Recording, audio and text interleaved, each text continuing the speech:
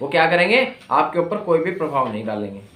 वो सारे के सारे ऐसे खड़े हो जाएंगे जैसे आपके नौकर हों। जैसे मालिक के सामने नौकर खड़ा रहता है ना, खड़ा रहता है ना, जैसे टीचर के सामने सारे स्टूडेंट खड़े रहते हैं, कब डंडा सूद दे पता नहीं, इसलिए चुपचाप खड़े रहो। तो ऐसे ही जो है ना, जो प्रारब्ध हैं, जो हमने पूर्व जन्मों में किए हुए संचित कर्म हैं, वो सारे के सारे कर्म क्या हैं, वो भगवान के सामने छुपे हुए रहते हैं, वो आते ही नहीं सामने। तो इसलिए जो व्यक्ति है वो साफ निकल जाता है, समझे।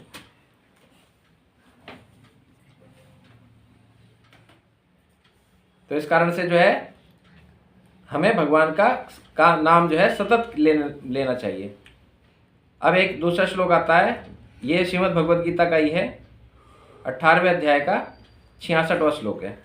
सर्वधर्मान परित्यज्य मामेकं शरणं व्रज। बोलो। सर्वधर्मान परित्यज्य मामेकं शरणं व्रज अहं त्वं सर्वपापेभ्यो मोक्षयिष्यामि मा शुचः।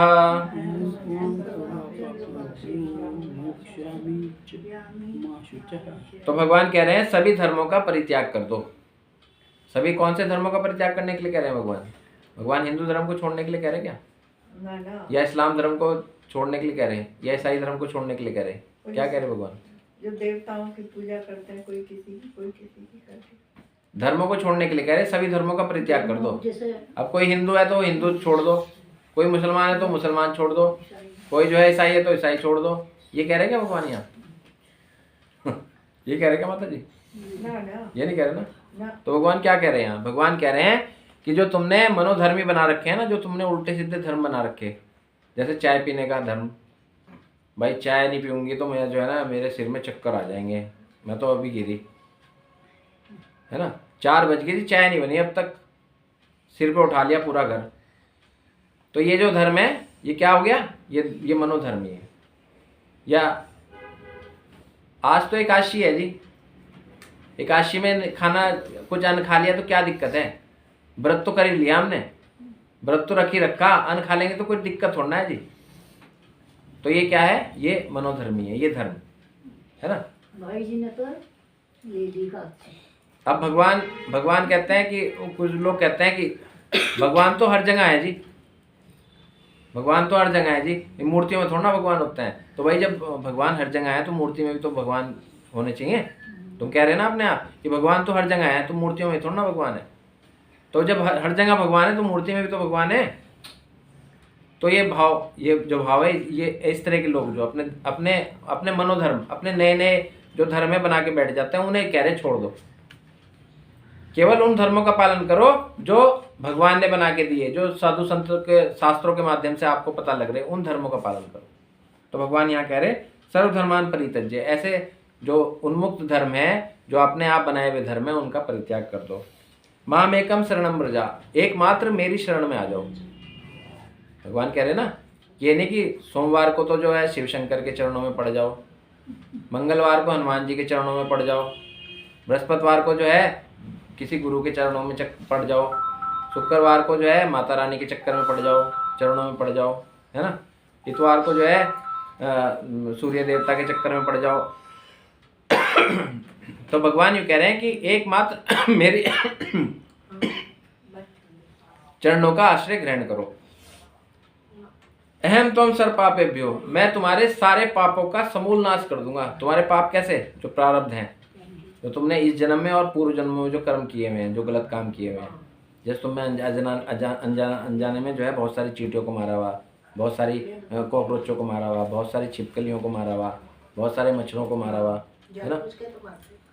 मतलब वो बता रहे ना, अब ये लगा रखे मारने को तो मारने। देखो माता जी, आपने जानबूझ के तो करा नहीं, आपने कोई आपके यहाँ कोई शीशी रखी हुई थी, उसके अंदर रखा हुआ था उसका मतलब कुछ क्लोरोफॉर्म रखा हुआ था, आपको पता नहीं है, आपने देखा कि भाई तो सिरप सा लग रहा है, ऐसे पी जाऊँ मैं, तो आपने जानबूझ के तो नहीं करा ना, आपने पी लिया वो, तो उसका क्या होगा पीने के बाद? कष्ट तो भोगना पड़ेगा ना। आप जो है ना, कोई बच्चा है, छोटा सा बच्चा, उसने जो है ना अनजाने से किसी जलती हुई चीज़ में उंगली डाल दी, उसके बाद क्या होगा? उसके बाद तो वो जो है ना जलेगा, उसको चोट लग जाएगी, उसका हाथ पैर जल जाएगा, तो अब ये थोड़ा आप क्या होगी भाई जानबूझ के तो करा नहीं हमने, ये ये तो अनजाने में हो गया काम। अब नहाते हुए जो गर्म पानी में नहाना, उनसे भी बहुत से जीव जंतु मरा है। नहीं जानबूझ के भी बंदा करते हैं ना। अब रात को जानबूझ मच्छर पता नहीं, काट रहे हैं, जानबूझ के करा। कभी रैकेट लगाएंगे, कभी स्प्रे करेंगे। हाँ मैं वही तो कह रहा हूँ जानबूझ के तुम आते हैं। जानबूझ के मारते हैं। आपने कोई जानबूझ के पाप कराओ चाहे अनजाने में पाप कराओ, पाप आपको से पाप होता का है। फल तो भोगना ही पड़ेगा। परंतु भगवान यहाँ कह रहे हैं अहम त्वम सर पापेभ्यो, आपने जो ऐसे जानबूझ के या अनजाने में जो पाप करे हुए हैं उन सभी पापों को मैं नाश कर दूंगा, उनको भूल जाऊंगा। कब भूल लूंगा? जब तुम मेरे चरणों का आश्रय प्रदान करोगे, जब तुम मुझे मानोगे, जब मेरे रूप को समझ के भगवान पूजा करोगे, तब भगवान ये करेंगे आपके साथ। नहीं तो कोई भी देवी देवता में इतनी शक्ति नहीं है आपके पापों को खत्म कर सके। उन्हें भी लग गया था पाप तो ब्रह्म हत्या का, इन्हें अर्जुन को और इन सबको वो हर एक को लगता है, परंतु जो भगवान का नाम लेता है उसके साथ इन चीजों की कोई वो नहीं लगती, इफेक्ट नहीं पड़ता, भगवान के है ना? साथ है हाँ। इसलिए। और पाने। तो अहम त्वम सर पापेभ्यो मोक्षयिष्यामि मा शुचा, मैं तुम्हारे सारे पापों का समूल नाश कर दूंगा और तुम्हें जो है ना मोक्ष प्रदान करूंगा। मोक्ष का मतलब क्या होता है? भगवान के धाम जाने का रास्ता प्रदान करूंगा, भगवान के धाम पहुंचा दूंगा। अब देखो मोक्ष कितने प्रकार के होते हैं, सालोक्य मुक्ति, सारूप्य मुक्ति, सयोज्य मुक्ति, षष्ठी मुक्ति, ये सारी की सारी मुक्तियां हैं, अलग अलग तरह की स्टेजेस हैं, इस तरीके से मुक्ति प्रदान होती है। तो भगवान क्या कह रहे हैं कि मैं तुम्हें सारी की सारी मुक्तियां प्रदान करूंगा। कब? जब सर्वधर्मान परित्यज्य, सारे धर्मों का परित्याग करके एकमात्र मेरी शरण में आ जाओगे तब। समझ गए? तो तुम्हें क्या करना है? भगवान के नाम का ही आसरा लेना है। फिर कह रहे हैं अगला श्लोक, मालिने मोचनम पुषाम जल स्नानम दिने दिने स्कंद गीतामृत स्नानम संसार मल नाशनम।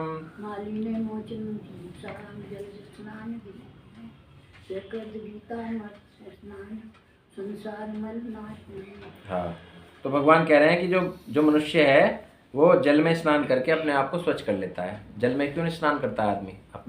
अपने को स्वच्छ करने के लिए, है ना, अपने शरीर का जो मैल है उसे धोने के लिए। परंतु जो एक बार भगवान कृष्ण के गीता रूपी गंगा में स्नान कर लेता है तो उसका जो है ना, उसे क्या होता है, वो भले उसके पास बहुत पूर्व जन्मों की मलिनता उसके ऊपर रही हो, बहुत सारे पूर्व जन्मों के उसके जो है कर्म उसके साथ रहे हों, उन सारे के सारे कर्मों का भगवान तुरंत नाश कर देते हैं। जैसे कि गंगा जी में कोई स्नान करने से उसकी क्या होती है, उसकी सारी की सारी मलिनता खत्म हो जाती है। ऐसे ही जो है ना, भगवान कह रहे हैं भगवत गीता में यदि किसी ने गोते लगा लिए, भगवत गीता रूपी ज्ञान को किसी ने एक बार पढ़ लिया तो उसके सारे के सारे संपूर्ण पापों का मैं नाश कर देता हूँ। जैसे धोबी जो है ना किसी कपड़े को जब धोता है तो उसके सारे दागों को साफ कर देता है, ऐसे ही जो है ना भगवान का जो कोई नाम लेता है तो भगवान उसके ऊपर कैसे काम करते हैं, उसके सारे के सारे प्रारब्धों का नाश कर देते हैं और उसे शुद्ध बना के अपने धाम का अधिकारी बना देते हैं। गीता सुगीता कर्तव्या किमने शास्त्र विस्तरे या स्वयं पद्मनाभस्य मुखपद्मादिनी श्रुतः।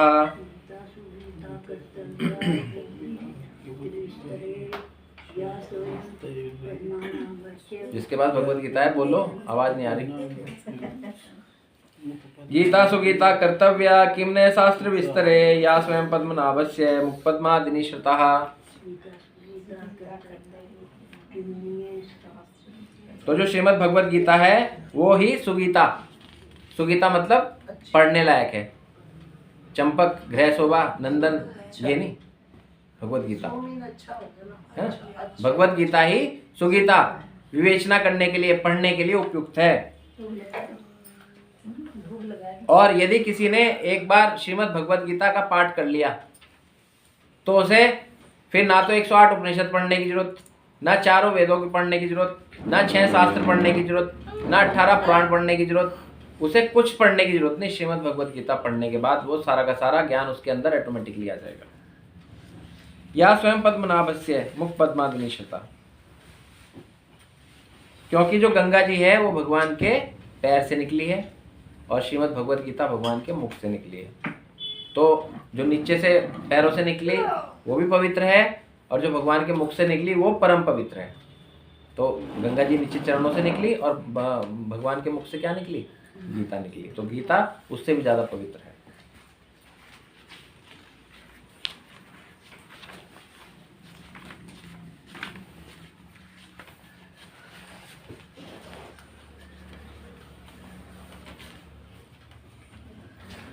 अब आ जाओ 29वें पेज पे।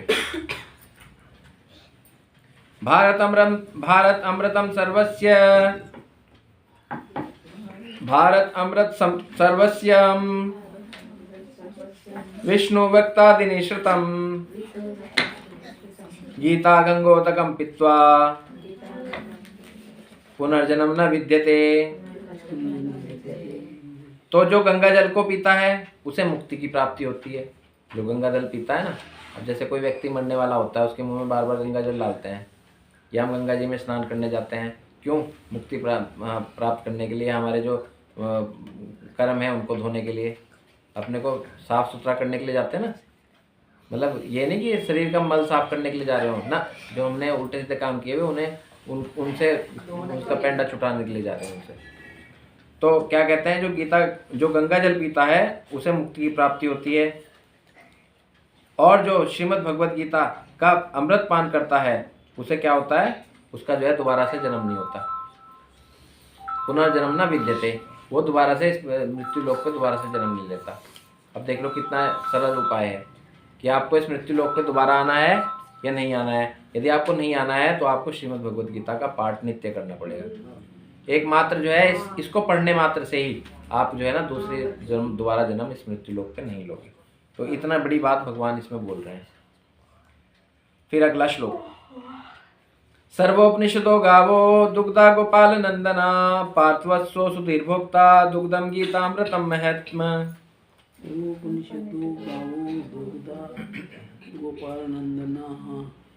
यह गीतोपनिषद श्रीमद् भगवद गीता जो समस्त उपनिषदों का सार है, गाय के तुल्य है। श्रीमद् भगवद गीता क्या बता रहे हैं भगवान? एक गाय बता रहे हैं, और जो ग्वाल बाल हैं वो के रूप में विख्यात भगवान कृष्ण इस गाय का को धो रहे हैं, इसका दूध निकाल रहे हैं। और जो इस दूध को पी रहा है वो कौन है? जो बछड़ा है वो अर्जुन है।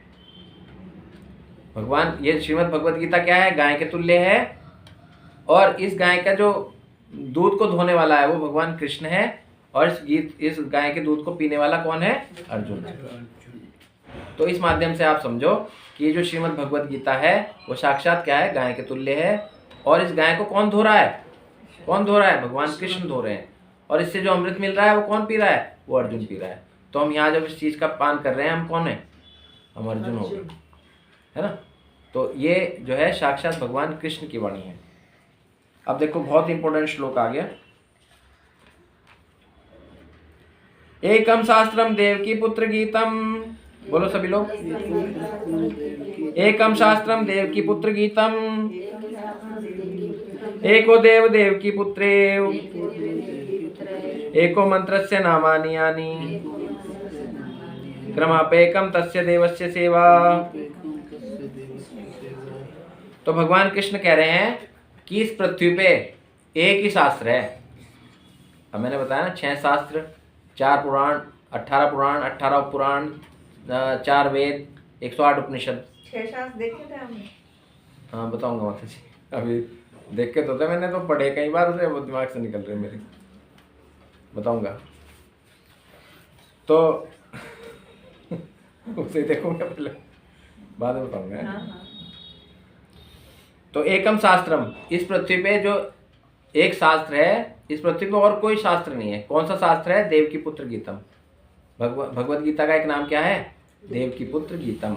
क्या नाम है? देवकी पुत्र गीतम। गीतोपनिषद, श्रीमद् भगवद गीता, गीत भगवान के द्वारा गाया गया गीत, और एक नाम है देवकी पुत्र गीतम।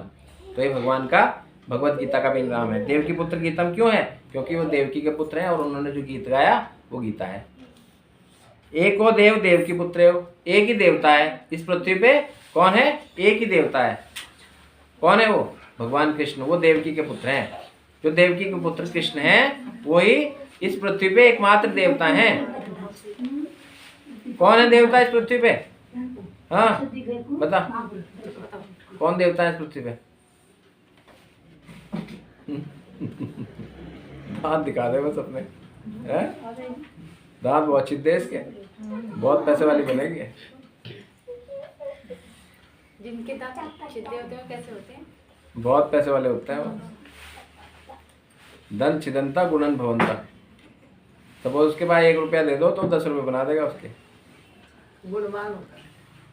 उसे भगवान ने दी 1000 रुपये दे दिए तो 10,000 रुपये बना देगा उसके। इतना गुण होता है उसके। वो गुणन भवनता, वो गुणा करता है, मतलब उसके जो गुण हैं वो मल्टीप्लाई में चलते हैं। यदि वो भगवान की पूजा करेगा तो भगवान की पूजा में बहुत आगे निकल जाएगा। यदि वो पढ़ाई करेगा तो पढ़ाई में बहुत आगे निकल जाएगा। वो गुणों को वर्धते हैं, मतलब गुण को मल्टीप्लाई करते हैं। यदि उनके पास पैसा आ जाए तो वो पैसों से इतना बना देंगे कि वो उनसे बड़ा कर पढ़ाई देंगे। में तो बहुत कमजोर चल रहे। तो बताया ना गुण, और दूसरे पता नहीं कौन सा ऐसा गुण इसका जो है वो मल्टीप्लाई होना शुरू हो जाएगा, तुम्हें पता नहीं चलेगा। गुणों को वर्धन करेगा, गुणों को बढ़ाएगा। टाइम लेगा भी, तो अभी तो उम्र ही क्या है इसकी। तो एको देव की पुत्र हो, एक ही देवता है जो कि देवकी के पुत्र हैं। एको मंत्र से नामानी यानी, और इस पृथ्वी पे केवल एक ही मंत्र है। वो क्या है? हरे कृष्ण महामंत्र। हरे कृष्ण कृष्ण कृष्ण हरे हरे, हरे राम राम राम हरे हरे। इस मंत्र के अलावा इस पृथ्वी पे कोई दूसरा मंत्र भी नहीं है। और जो इन तीनों चीजों की को मान लेता है, शास्त्र को भगवत गीता के इक्विवेलेंट मान लेता है कि मेरे अलावा मेरे पास जो है केवल एक ही शास्त्र है जो कि भगवत गीता है, उस पर पूर्ण विश्वास है मेरा। और एक ही मेरा देवता है भगवान कृष्ण, उसके अलावा मैं किसी और देवी देवता को नहीं जानता। और एक ही मंत्र है हरे कृष्ण महामंत्र के अलावा मैं किसी और मंत्र को नहीं जपता। तो यदि आपने ये तीनों चीज़ों पर विश्वास कर लिया तो समझो आपने भगवान कृष्ण की सेवा कर ली। तो क्या समझना चाहिए कि वो व्यक्ति भगवान कृष्ण का अनुयायी हो गया, भगवान कृष्ण का को मानने वाला हो गया, भगवान का प्रेमी हो गया। तो इस माध्यम से हम जो है श्रीमद् भगवद गीता को पढ़ते हैं। तो मैं समझता हूँ कि ये जो आज का लेक्चर था, इसके माध्यम से आप जो है भगवद गीता में थोड़ी सी रुचि उत्पन्न करेंगे। पूरी गीता ही पढ़ ली? नहीं, अभी तो स्टार्टिंग थी ना, मतलब ये, लेकिन सब कुछ था। हाँ, सारा इसमें सब कुछ आ गया। हाँ, सब कुछ आ गया। मतलब मैंने भगवद गीता को जो है पूरा का पूरा आपको जो है निचोड़ एक भाभी जी आपका है गीता? हाँ जी। तो इसलिए जो है किसी को गीता चाहिए? संस्कृत तो इंग्लिश है, अगर किसी को चाहिए? इंटरेस्टेड होगा तो मैं फिर पढ़नी है? तो मेरे पास हिंदी की है, हिंदी की नहीं, तो है। हिंदी की नहीं है, इस्कॉन वाली। मतलब हाँ एस्कॉन वाली है मेरे पास। हाँ। ये प्रभुपाद जी की हाँ वो हाँ मेरे पास है। वो एक हिंदी में है।